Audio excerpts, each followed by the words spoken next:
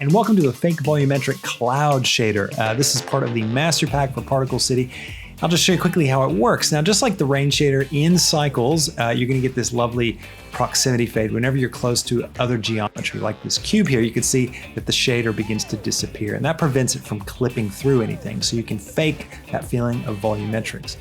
Also, as we get closer to it, you can see that the shader fades away. So the closer your camera gets to the plane, it's going to disappear, so you never clip through it. So you layer up a couple of these in your scene, and they're going to be as if they're just slowly dissipating and fading as you fly through them, which gives a really, really nice cloud effect.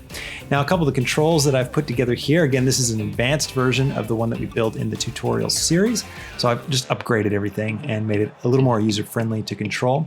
So I'll switch over to Eevee so I can show you these things live. Here we go. So if I hit play, we've got our movement speed on the Z value. So I can change this basically to make it, drift down or drift up. And then we've got the movement speed on the Y axis. So you can change, what direction we're going to be flying in. And then we've got the movement speed on the X again, which, I'll turn down my Z's a bit crazy. It creates this sort of undulation effect because it's like moving along the X axis, and it causes that change through the noise pattern. You've also have a separate control for undulation speed, and this is just another kind of undulation that you can have affecting your scene.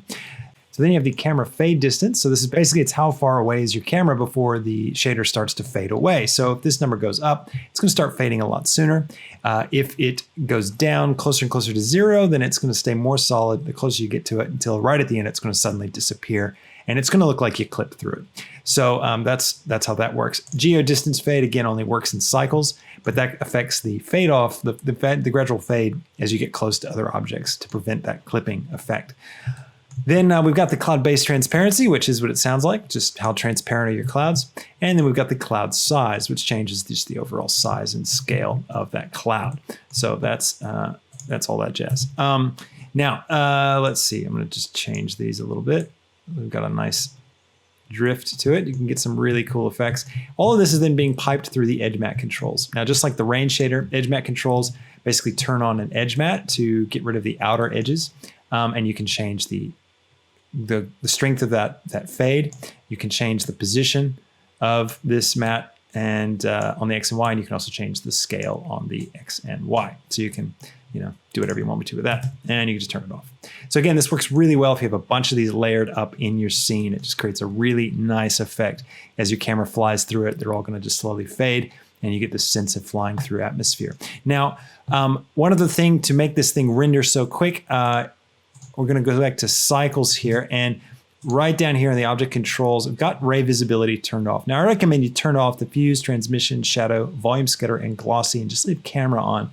And that's basically going to mean that nothing's going to affect this thing, and this thing's not going to affect anything in your scene. Because it's basically showing up by being all piped through an emission, then lights aren't going to affect it, and it doesn't need lights. But the reason why it's doing all this is because it just renders so much faster. Like, you're going to speed up your renders an absolute ton. And if you're using a fake volumetric, you probably want a fast render anyway. So this is really gets things going. So be sure whatever object you put this on in your scene, duplicate these settings here. So turn all that stuff off. You're going to get a really great result. You can also change the emission strength here just to make it fade off and on. And you can change the color of the cloud just over here with this gradient ramp. So that's everything for the cloud shader, the fake volumetric cloud shader 2.0. I hope you're really excited about using this in your projects. Thanks again for checking out the Master Pack for Particle City, and I hope you have a lot of fun with it. Get the Particle City Master Pack of assets at blendermarket.com. And don't forget to check out Patreon, where certain tiers will also get you a 50% discount on everything in the store.